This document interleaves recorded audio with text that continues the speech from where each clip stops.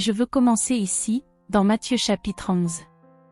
Je ne vais pas entrer dans tout le contexte, mais c'est ici que Jean-Baptiste a réellement douté du fait que Jésus était le Christ, ce qui était un gros problème pour lui. Car c'était lui que Dieu avait oint, et il avait vu un signe visible et entendu une voix audible confirmant que Jésus était le Christ. Et pourtant, il a douté et a demandé à Jésus à ce sujet. J'ai une excellente étude à ce sujet, mais je ne vais pas l'enseigner aujourd'hui. Je veux descendre jusqu'à Matthieu 11, verset 11, où Jésus dit : « En vérité, je vous le dis, parmi ceux qui sont nés de femmes, il n'en a pas surgi de plus grand que Jean-Baptiste. Cependant, celui qui est le plus petit dans le royaume des cieux est plus grand que lui. » C'est une déclaration radicale. Cela inclut Moïse, David, Élie, ou n'importe qui d'autre. Jean-Baptiste était plus grand qu'eux. Et pourtant, si vous êtes le moindre dans cette nouvelle alliance, dans ce nouveau royaume, vous êtes plus grand que Jean-Baptiste, donc plus grand que Moïse et Élie. Vous avez plus de pouvoir et d'autorité qu'eux. Ils n'avaient aucune idée des choses dont nous parlons aujourd'hui. J'ai récemment entendu une parole du Seigneur, le 5 mars. Il m'a dit que certaines personnes dans cette salle parleraient du troisième grand réveil. Je lui ai dit, « Waouh, cela signifie-t-il que nous allons avoir un troisième grand réveil ?» Et il a répondu, « Non, il a déjà commencé. Il est déjà là. » C'est le sujet de mes émissions télévisées cette semaine. Et je crois que beaucoup d'entre vous ne réalisent pas que nous vivons déjà ce réveil. Nous avons un pouvoir et une autorité que les saints de l'Ancien Testament désiraient connaître. Beaucoup d'entre vous pensent, j'aurais aimé avoir ce que Moïse ou Élie avaient. Mais ces personnes aspiraient à vivre ce que vous et moi avons aujourd'hui. Ce que nous essayons de vous transmettre, c'est que Jésus a déjà tout accompli. Il nous a donné ce pouvoir. Ils ont parlé du fait que nous ne prions pas pour demander des choses, mais que nous ordonnons aux maladies et aux problèmes de partir.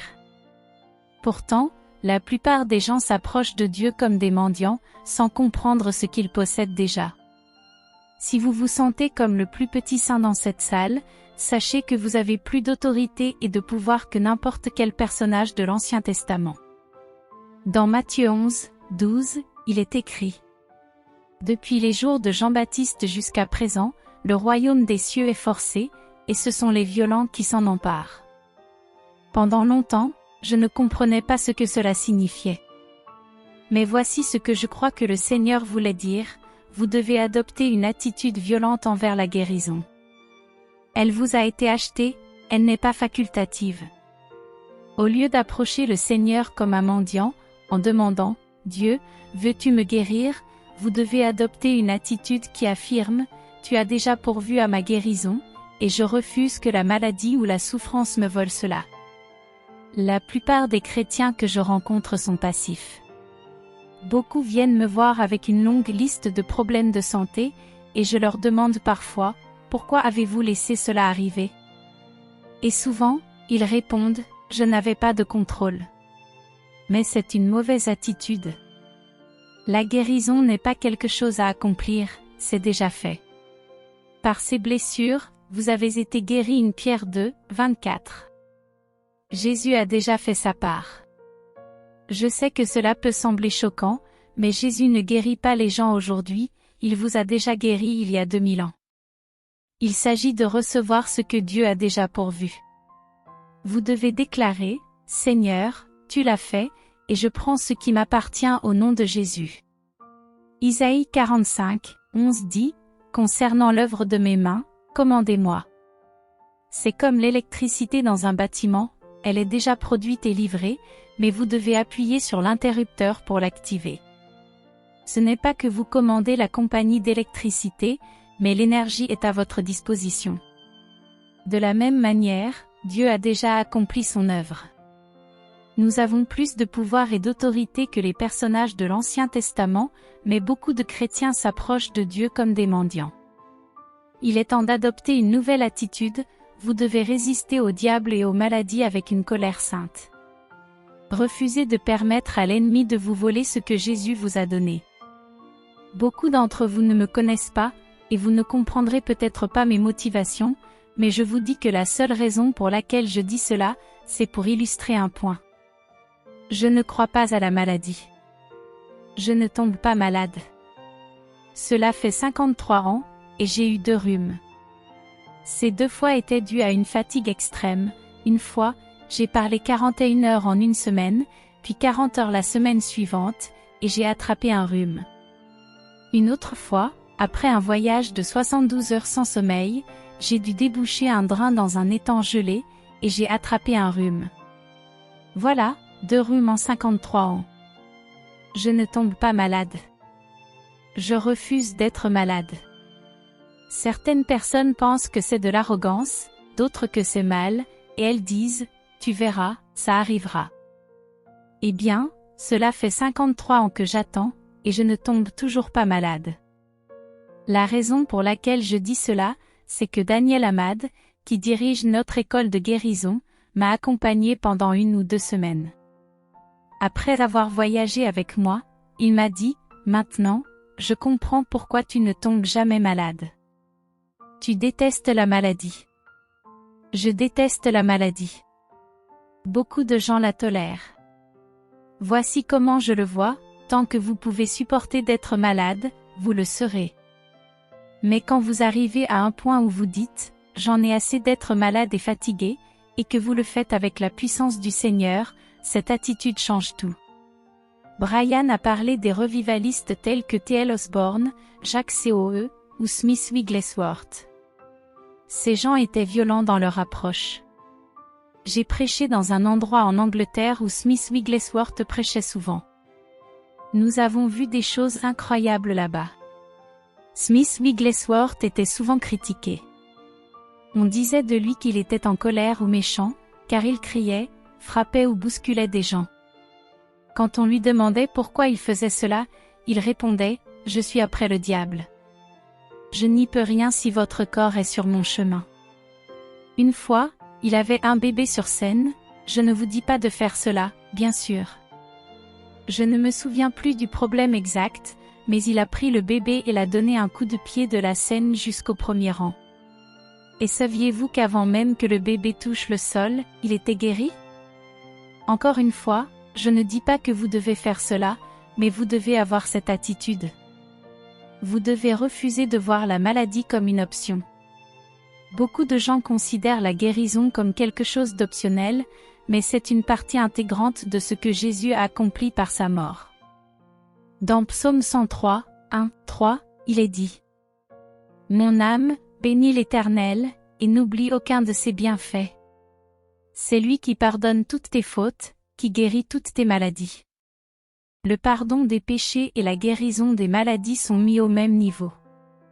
Pourtant, pour une raison quelconque, l'Église a séparé le salut en plusieurs parties, le pardon des péchés, la guérison, la prospérité, la joie, et la paix. Mais Jésus a tout acheté en une seule expiation. Si vous deveniez aussi déterminé à être guéri que vous l'êtes à résister au péché, vous auriez déjà fait 90% du chemin. Maintenant, il y a d'autres choses que vous devez savoir, mais une grande partie de tout cela réside dans cette attitude. Vous savez, je suis absolument déterminé à ne pas commettre d'adultère, et je suis tout aussi déterminé à ne jamais tomber malade. Je ne tomberai pas malade plus que je ne vais commettre un adultère. C'est très silencieux dans cette église presbytérienne. Beaucoup d'entre vous pensent que ce n'est pas la même chose. Vous croyez que la maladie est hors de votre contrôle. Mais laissez-moi vous dire quelque chose, Satan ne peut rien vous faire sans votre consentement et votre coopération. C'est la raison pour laquelle il n'est pas venu sous la forme d'un mammouth, d'un tigre ou d'un lion pour contraindre Adam et Ève à manger de ce fruit. Il n'avait aucun pouvoir pour les forcer. Il est venu attaquer la parole de Dieu, les amenant à douter de ce que Dieu avait dit. Satan n'a qu'un seul pouvoir contre nous, la tromperie. Vous pourriez penser, mais je n'ai pas demandé à avoir un cancer. Non, vous n'avez pas prié pour dire, oh Dieu, donne-moi un cancer. Mais quelque part, vous avez cru à un mensonge. Peut-être que vous avez cru, eh bien, je suis seulement humain, je ne suis qu'un homme. Vous chantez, One day at a time, sweet Jésus, c'est tout ce que je te demande. C'est faux.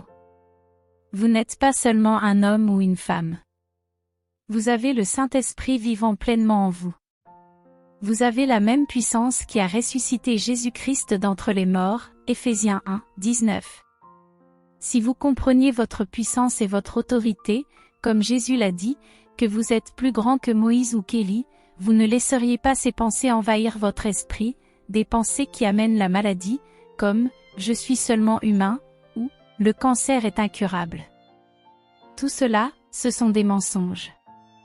Je peux vous garantir que ces hommes ici présents ont vu beaucoup de gens guéris de cancer et d'autres maladies prétendument incurables. Mais nous avons été élevés à croire ce que nous voyons, et non à croire ce que dit la parole de Dieu. Quelque part, Satan vous a appris à accepter la maladie. Je crois que l'une des raisons pour lesquelles Adam a vécu 930 ans, c'est qu'il ne savait pas qu'à 40 ans, on est fini. Personne ne lui a fait un gâteau d'anniversaire avec des ballons noirs et des couches en cadeau. Il lui a fallu 930 ans pour que Satan le convainque. Adam ne savait pas qu'il y avait une saison de grippe ou une saison des allergies. Vous, par contre, vous avez été enseigné à croire ces choses. C'est pourquoi Jésus a dit, « Vous connaîtrez la vérité, et la vérité vous affranchira. » Si vous compreniez qui vous êtes, ce que vous avez, et ce que Jésus a fait pour vous, je vous garantis que la vérité vous rendrait libre. La vérité surpasse même le cancer. Je ne dis pas que le cancer n'est pas physique, mais il n'est pas seulement physique. Tel qu'un homme pense en son cœur, tel il est. Proverbe 23, 7. Corrigez votre façon de penser, et vous expérimenterez la guérison dans votre corps. Une partie de nos mauvaises pensées vient de notre attitude passive, comme si nous ne pouvions pas contrôler la guérison. Et donc, nous vivons nos vies, et quand une pandémie comme la Covid arrive, beaucoup de chrétiens réagissent exactement comme ceux qui n'ont pas Christ vivant en eux. Pourtant, vous avez une promesse. Aucune plaie n'approchera de ta demeure. Et pourtant, beaucoup de chrétiens étaient tout aussi effrayés par la Covid que ceux qui ne connaissent pas le Seigneur. Est-ce que je dis que vous êtes une mauvaise personne? Non. Mais je dis que vous êtes stupide. Amen. Je le dis avec amour, mais c'est la vérité. Jésus a dit qu'aucune plaie n'approchera de votre demeure, et pourtant, nous sommes tellement effrayés que nous n'osons pas quitter nos maisons. Quelque chose ne va pas dans cette image, frères et sœurs. Nous devons avoir cette attitude, Jésus, tu as payé pour cela, et je ne vais pas laisser le diable me voler. Quand j'étais enfant, je vomissais comme tout le monde. Mais une fois que j'ai compris la parole de Dieu, j'ai commencé à détester vomir. Ma femme, elle, si elle se sent mal, elle n'hésite pas à se faire vomir pour se sentir mieux. Pas moi. Une fois, après notre mariage, j'ai vomi. Maintenant, ça n'avait rien à voir avec le fait que je me sois mariée, cela est mal sorti, je le reconnais. Depuis ce jour, Jamie m'a dit, maintenant, je comprends pourquoi tu détestes vomir. Et elle avait raison. Si je ressens une gêne, je me lève en pleine nuit, je prie en langue, je lutte contre cette sensation comme si c'était la peste. Et je ne vomis pas. Cela fait 47 ou 48 ans que je n'ai pas vomi. Je ne tombe pas malade. Je ne vais pas tomber malade. Beaucoup d'entre vous disent, je n'y crois pas, eh bien, alors, cela ne fonctionnera pas pour vous. Mais moi, j'y crois. Et cette attitude, c'est quelque chose de positif, si vous la canalisez dans la bonne direction. Regardez ici, dans Éphésiens chapitre 4, je vais partager avec vous un passage souvent mal interprété ou mal appliqué. Éphésiens chapitre 4, verset 26, dit, « Mettez-vous en colère, mais ne péchez point, que le soleil ne se couche pas sur votre colère, et ne donnez pas accès au diable. » Certaines personnes interprètent cela en disant, « Eh bien, Dieu sait que nous sommes humains, et que nous allons perdre notre sang-froid de temps en temps, alors il fait des exceptions pour cela, tant que vous confessez votre colère avant le coucher du soleil. Mais ce passage n'approuve pas la colère tant que le soleil est levé. Ce que cela dit, c'est qu'il existe une forme de colère juste. Mettez-vous en colère et ne péchez point. Il y a une colère qui n'est pas un péché. Savez-vous que Dieu a donné à chacun de nous la capacité de se mettre en colère? Il n'y a pas une seule personne ici qui ne peut pas se mettre en colère. Dieu nous a donné cette capacité. Ce n'est pas réservé à quelques personnes, c'est pour tout le monde. Le problème, c'est que l'Écriture dit que nous ne luttons pas contre la chair et le sang, mais contre les principautés, les puissances, et les autorités des ténèbres. Cependant, nous utilisons souvent notre colère contre les gens au lieu des forces démoniaques qui sont derrière les problèmes. Ainsi, il existe une mauvaise utilisation de la colère, mais Dieu nous a donné la capacité de nous mettre en colère. Et ici, c'est un commandement, mettez-vous en colère, mais ne péchez point. Ensuite, il est dit, que le soleil ne se couche pas sur votre colère. Cela signifie, ne laissez jamais cette colère s'éteindre, ne laissez jamais cette passion devenir dormante ou passive. Vous devez vous stimuler, ou sinon vous allez toujours couler au fond. Vous devez être en colère contre le péché, et la maladie est une conséquence du péché.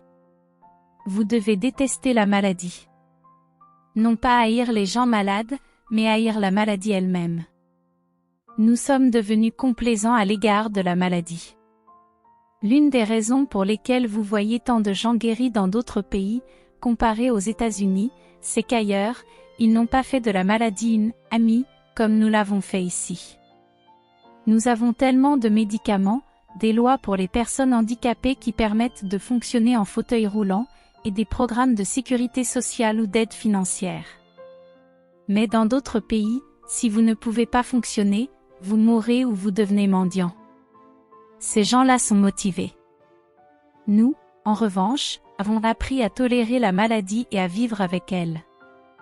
Je ne vous demande pas de lever la main, mais souvent, dans mes réunions, je parierais que bien plus de 50% du groupe prend un type de médicament ou un autre. Encore une fois, je ne vous condamne pas. Mais je dis que ces choses nous permettent de supporter la maladie, et donc nous l'acceptons. Ce n'est pas détester la maladie. Vous devez détester cela. Vous devez lutter contre cela. Mettez-vous en colère et ne péchez point. Ne laissez pas cette colère s'éteindre. Gardez cette passion allumée. Si Satan trouve quelqu'un de complaisant ou passif, il en profite. Mais vous pouvez arriver à un point où vous exercez votre puissance et votre autorité. Cela dit, il y a beaucoup plus que ce que je partage ici. Vous devez savoir qui vous êtes en Christ. Vous devez comprendre l'autorité que vous avez. Ce n'est pas vous qui faites cela, c'est la puissance de Dieu. Mais cette puissance est entre vos mains, elle est en vous, et vous devez adopter cette attitude, je refuse cela, au nom de Jésus. Je l'ai fait tellement de fois. Je ne me donne pas un exemple pour autre chose que pour dire que cela fonctionne pour moi. J'ai vécu tout ce qui pourrait arriver à n'importe qui d'autre, et pourtant, j'ai cette attitude. Quand Satan vient contre moi, quand une maladie ou un problème apparaît, je l'attaque immédiatement. Je me mets en colère rapidement.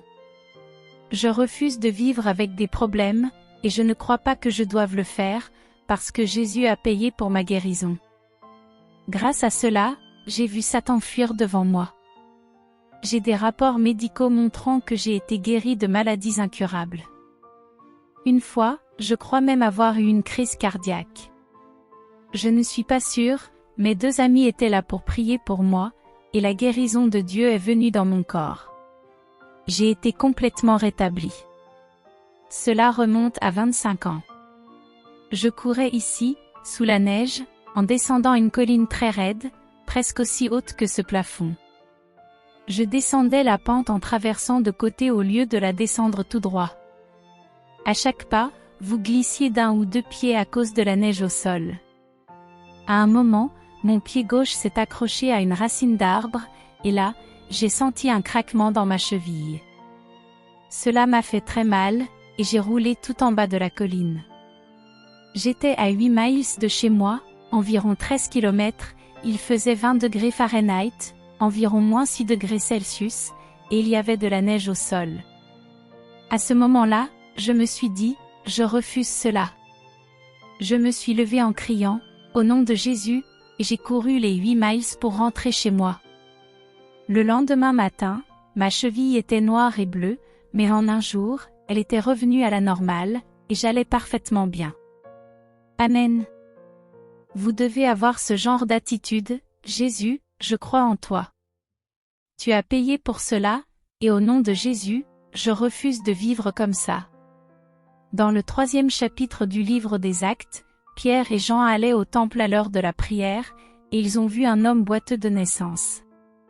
Le 4e chapitre révèle qu'il avait été infirme pendant 38 ans. Lorsqu'ils l'ont vu mendier, il a demandé une aumône. Ils ont répondu, « Je n'ai ni argent ni or, mais ce que j'ai, je te le donne, au nom de Jésus-Christ de Nazareth, lève-toi et marche. » Ils ont tendu la main, attrapé l'homme, et l'ont levé. Immédiatement, ses pieds et ses chevilles ont retrouvé des forces, et il s'est mis à marcher, sauter et louer Dieu. Savez-vous qu'ils n'ont même pas fait de prière?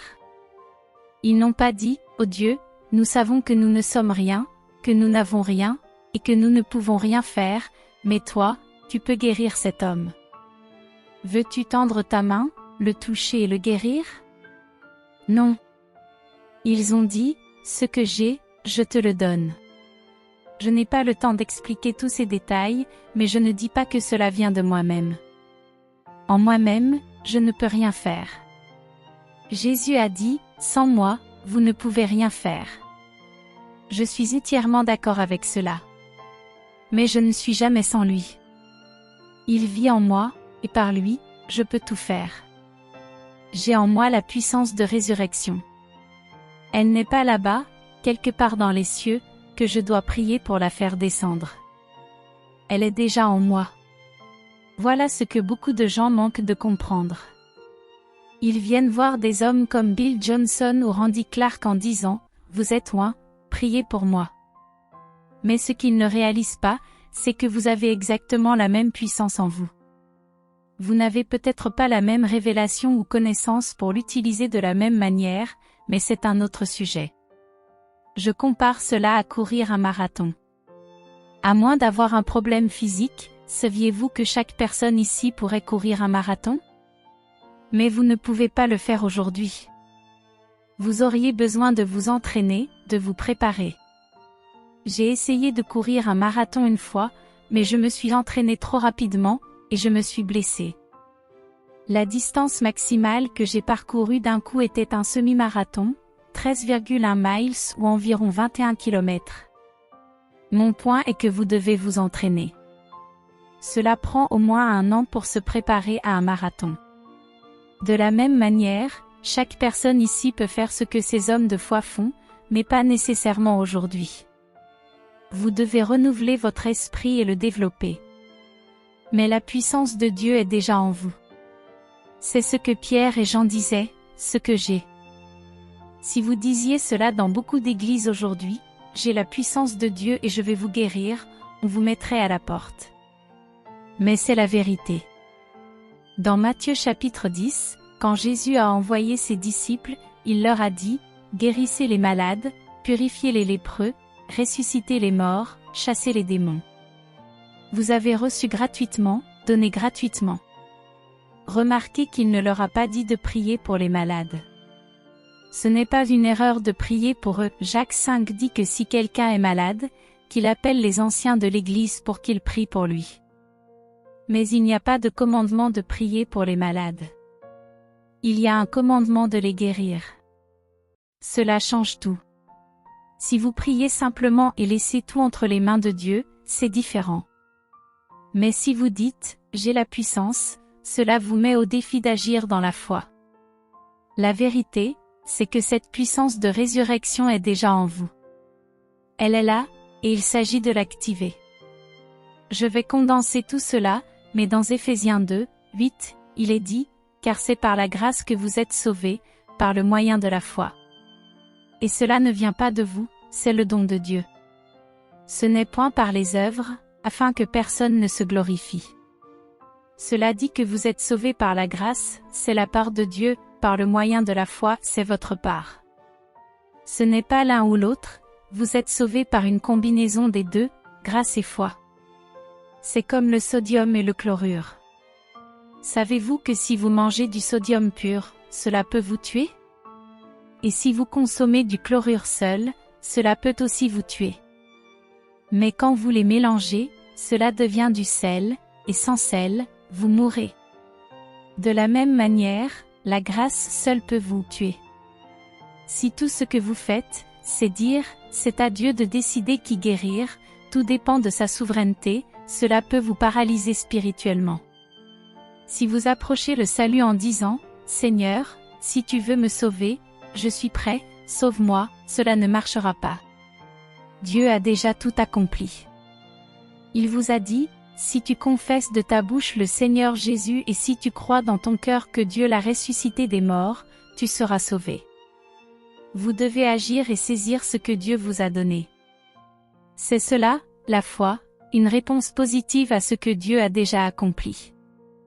Et voici une vérité importante, la plupart des gens pensent que la foi, c'est ce qu'ils font pour obtenir une réponse positive de Dieu. Mais ce n'est pas vrai. Par grâce, ce qui signifie que cela n'a rien à voir avec vous, Dieu a déjà tout accompli. Jean indique que Jésus est venu, rempli de grâce et de vérité, et que nous avons reçu de sa plénitude. La grâce de Dieu a été déversée en Jésus il y a 2000 ans, bien avant que vous et moi existions. Votre besoin ou vos actions de foi ne motivent pas Dieu. Elles ne le touchent pas non plus dans le sens où elles le feraient changer. Certaines personnes disent que la foi fait bouger Dieu, mais ce n'est pas vrai. Dieu n'a pas besoin de bouger, car il n'est pas immobile. En réalité, la foi vous fait bouger, et elle fait bouger le diable. Par grâce, Dieu a déjà tout accompli et pourvu à tout ce dont vous aurez jamais besoin. Mais cela signifie-t-il que tout va automatiquement bien pour vous? Non.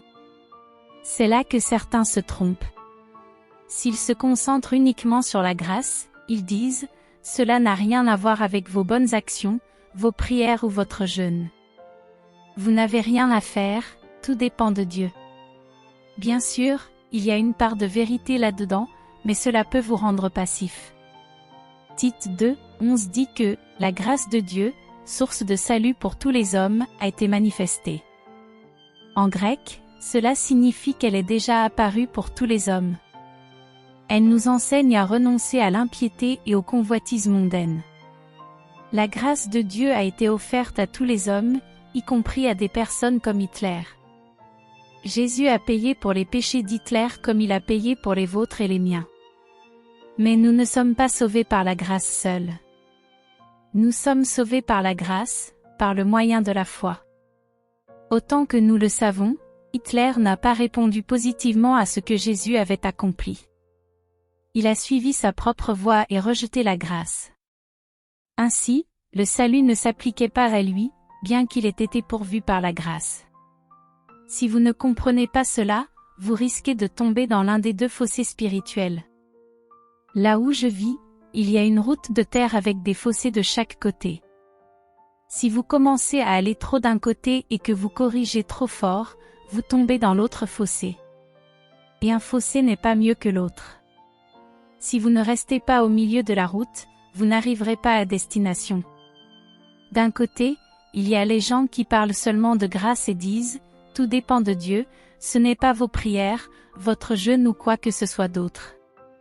Oui, il y a une vérité là-dedans, mais si c'est tout ce que vous croyez, vous ne verrez jamais la puissance de guérison de Dieu se manifester.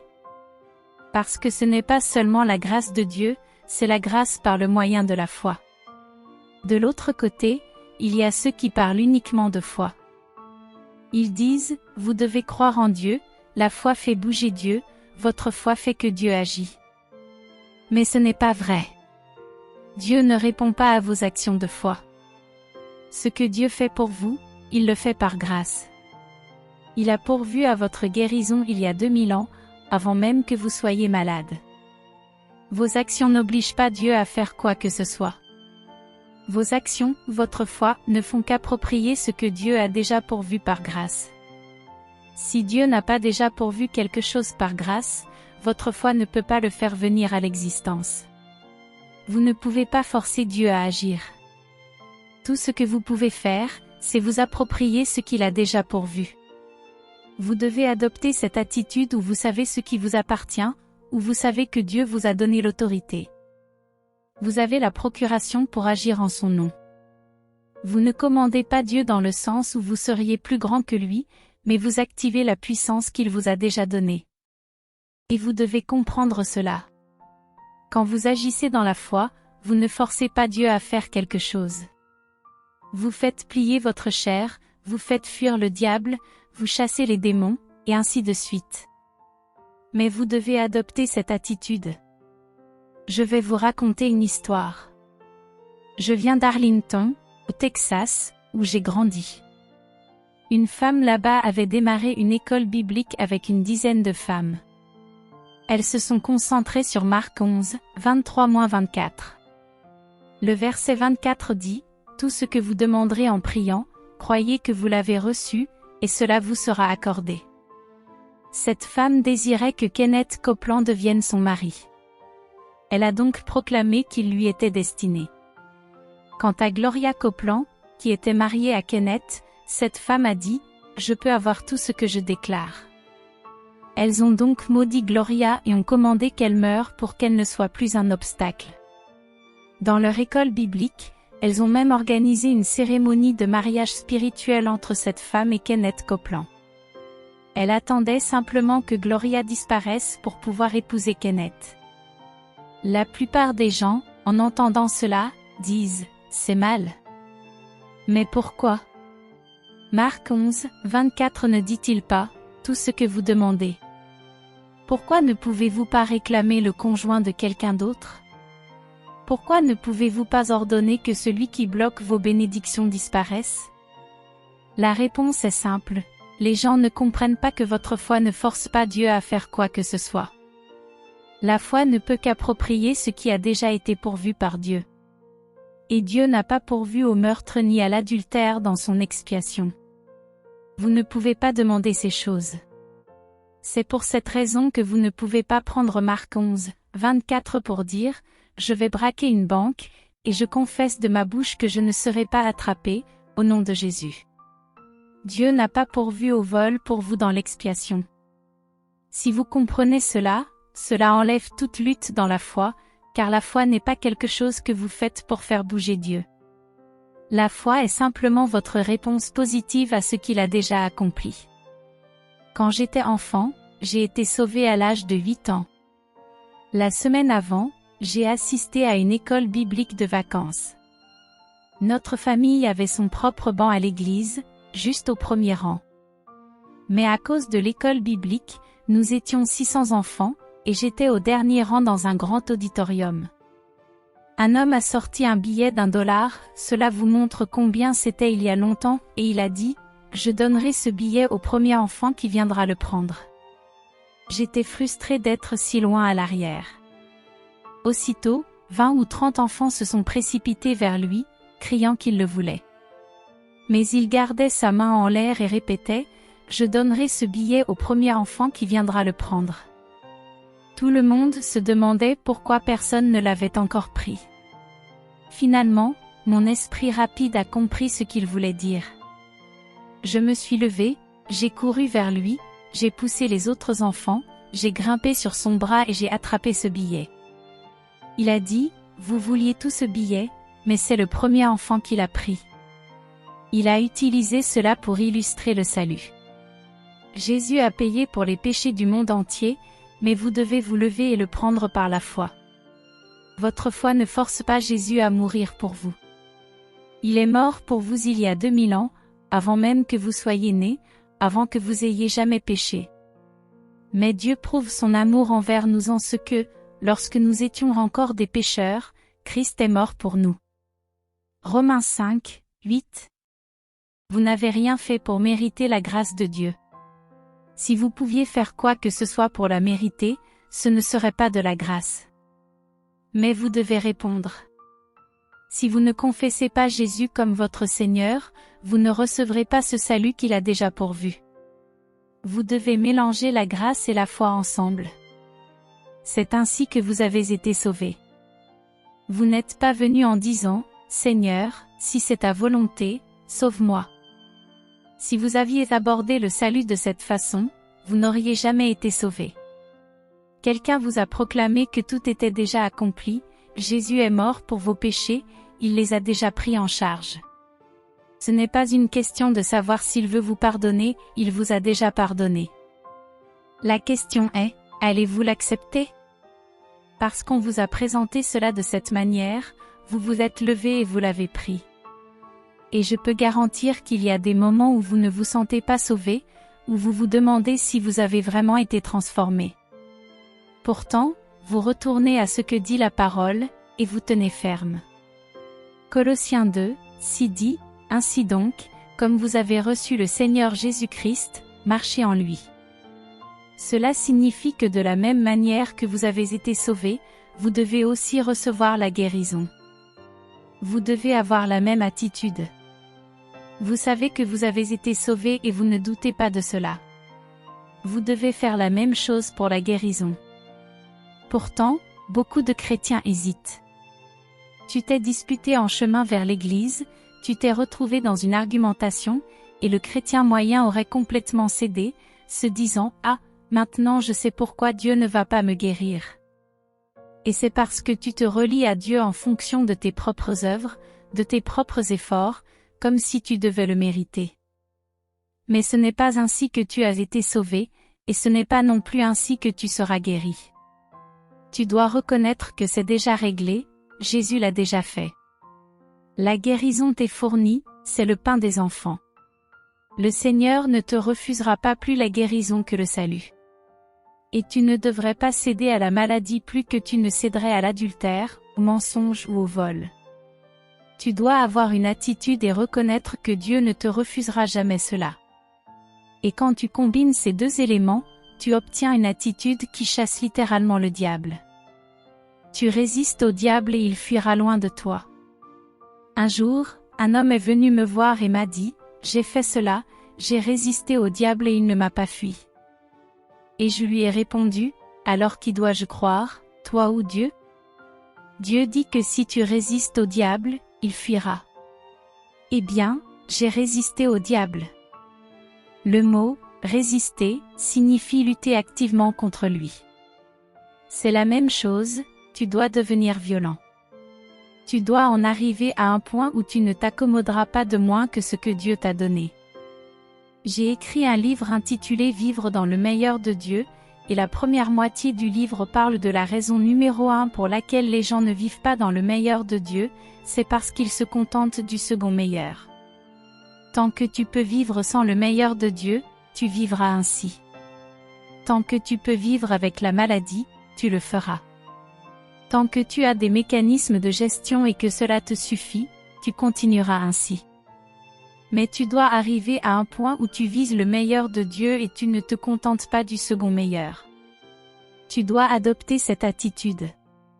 Et je te promets que cela représente 90% de la bataille. Bien sûr, il y a d'autres choses à savoir, mais l'attitude est tout aussi importante que l'action. Tu dois avoir cette attitude et savoir que c'est déjà fait. Je pense à ce couple, Bud et Gina Boop, qui vivent en Arizona. Gina a eu une énorme anévrisme cérébrale, ils ont dû percer son crâne, et tu pouvais voir ce trou dans son crâne. On a dit à Bud qu'elle ne sortirait pas de l'hôpital. Et Bud est devenu violent, il a appelé et j'ai prié avec lui. Il a joué cette prière avec Gina chaque jour pendant qu'elle était dans le coma. C'est une longue histoire, mais elle a juste lutté, et aujourd'hui elle est complètement guérie. Elle est venue dans ce bâtiment et a témoigné. Je pense aussi à un autre homme du Michigan qui a été heurté par une voiture entre deux voitures. On voulait lui amputer les deux jambes. Il est mort et est allé au ciel et il a vu le Seigneur. Lui et sa femme ont juste refusé. Ils ont dit aux gens, si vous avez quelque chose de négatif à dire, allez dehors. Ils ont dit cela aux médecins. Et j'ai probablement au moins une douzaine de témoignages de personnes qui sont devenues tellement radicales qu'elles ont essayé d'être polies, mais elles ont dit au médecin, « Je sais que vous faites ce que vous devez faire et je l'apprécie, mais si vous avez quelque chose de négatif à dire à propos de mon mari ou de ma femme, vous allez dehors. Nous ne parlerons pas de la mort. » Et sais-tu que quand ces gens adoptent cette attitude, presque chaque fois, ces personnes guérissent? Mais tu as des gens qui sont là et qui veulent la guérison, ils prient pour cela, ils demandent, mais ils ne tiennent pas bon. Satan va venir et essayer de t'empêcher de recevoir la guérison. Et s'il y a la moindre trace d'abandon en toi, il poursuivra cela jusqu'à ce que tu atteignes ce point. J'ai prié avec une femme une fois qui avait des problèmes de dents. Elle est venue un samedi soir et j'ai prié pour elle, et elle est partie sans se sentir différente. Puis le lundi matin, encore une fois, je ne suis pas contre les dentistes, il y a un équilibre dans tout ce que je dis, mais je laisserai Randy donner l'équilibre. Je ne suis pas contre les dentistes ou les médecins, si ce n'était pas pour les médecins, tous les chrétiens seraient morts. Je ne suis pas contre les médecins, mais je dis simplement que le lundi matin, elle s'est levée, elle avait toujours des problèmes de dents et elle s'est dit, est-ce que je vais garder mon rendez-vous chez le dentiste ou est-ce que je vais croire en Dieu? Elle avait mal, et finalement elle a dit, j'ai cru que j'avais reçu lorsque j'ai prié. Et elle a annulé son rendez-vous chez le dentiste. En moins de 10 minutes, ses dents étaient guéries. Tant que tu as quelque chose, et c'est là que je m'arrête, Satan va te pousser jusque-là. Mais quand tu arrives à un point où tu dis, je ne lâcherai pas. Je refuse de céder, et tu dois adopter cette attitude. Je te dis que c'est 90% de la bataille, juste devenir violent. Les violents prennent le royaume par force. Et je vous dis, frères et sœurs, nous avons beaucoup de gens faibles dans le corps du Christ, des chrétiens qui ne tiennent pas tête au diable, au gouvernement, ou à qui que ce soit, et qui se laissent faire. Je vous encourage à découvrir que vous avez le même pouvoir, le pouvoir qui rendait Moïse et Abraham jaloux de ce que vous et moi avons. Si tu es le chrétien le plus faible ici, tu as plus de pouvoir que tous ces gens-là. Tu dois découvrir ce que tu as, découvrir ton autorité, découvrir comment ça fonctionne, mais ensuite, tu dois devenir en colère. C'est vrai, et tu dois dire, j'en ai assez de tout ça, je vais prendre ce qui m'appartient. Et tu vas commencer à résister au diable. Tu sais, quand j'ai commencé à me consacrer au Seigneur, je ne comprenais aucune des choses que je suis en train de vous décrire, mais j'ai eu cette attitude. Je ne savais pas comment, mais d'une manière ou d'une autre, je savais que Dieu avait déjà pourvu à ma guérison. Et j'ai vu, je ne sais pas, des centaines de milliers de personnes guéries, des choses incroyables. Mon propre fils, ma propre femme, ressuscité d'entre les morts. Mon fils après 5 heures de mort dans une morgue, nu, avec un bracelet d'identification sur son pied, il avait le teint noirci. Ils m'ont rappelé, on a parlé et il est ressuscité d'entre les morts, il est vivant et en bonne santé aujourd'hui, gloire à Dieu. Mais j'ai juste eu cette attitude à propos de la guérison, même si je ne savais pas grand-chose. Mais tu sais, un écureuil aveugle trouve parfois une noisette s'il ne renonce pas. Je suis arrivée à un point où je me suis dit, je ne vais pas abandonner. Tu sais, Brian disait qu'il a prié pour 2000 personnes avant de voir la première guérie. Maintenant, tu vois, c'est une attitude de quelqu'un qui ne voulait tout simplement pas abandonner. Et tu pourrais prendre tous ces évangélistes de la guérison dont Brian a parlé, et chacun d'eux avait cette attitude, la guérison m'appartient et je refuse de céder. Et je te dis, tu dois avoir cette attitude. Si tu as la moindre trace d'abandon en toi, Satan le sait et il va te pousser jusqu'à ce point. Tu dois juste prendre la décision que tu ne vas pas reculer, c'est à toi, Amen. Il y a beaucoup plus que cela, mais je te dis que c'est quelque chose que la plupart des gens manquent. Donc, je t'encourage à te plonger dans cela et à découvrir ce que Jésus a fait pour toi. 2 Pierre chapitre 1, verset 3 dit, « Toutes choses qui concernent la vie et la piété nous ont été données par sa divine puissance, à travers la connaissance de celui qui nous a appelés par sa gloire et par sa vertu. La guérison fait partie de toutes ces choses et elle vient à travers la connaissance de lui. Si tu combats la maladie, c'est qu'il te manque une connaissance quelque part. Cela ne veut pas dire que tu es une mauvaise personne, mais tu ne comprends pas quelque chose. Amen.